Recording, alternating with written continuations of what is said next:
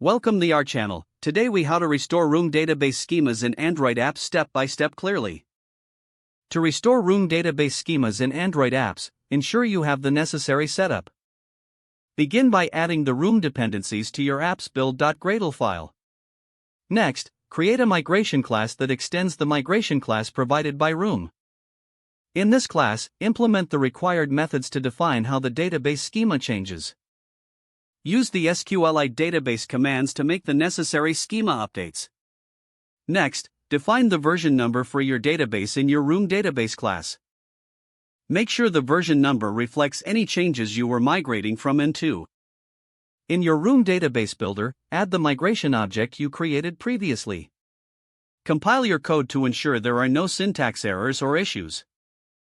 Now, test the migration process on a physical device or emulator. Check for any data loss or integrity issues during the migration. If you encounter any problems, revisit your migration logic to ensure it aligns with your database schema updates. After confirming everything works as expected, prepare to deploy your app.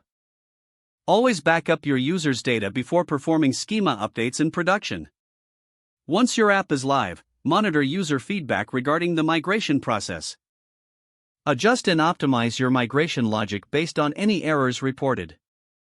Review and document the migration steps for future reference. This will help maintain a consistent development approach for future schema changes. If the page does not load, refresh the browser or try again in a private or incognito window. Make sure you are using the correct email address, then retype it carefully to avoid small typos. If your password is not accepted, use the reset option and create a new strong password you can remember. Check your spam folder for verification or security emails, then complete any requested confirmation steps.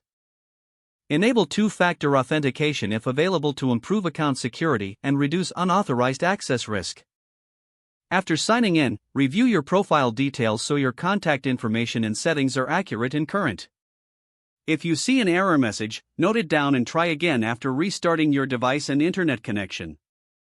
Log out when you finish, especially on shared devices, to keep your account and payment information secure.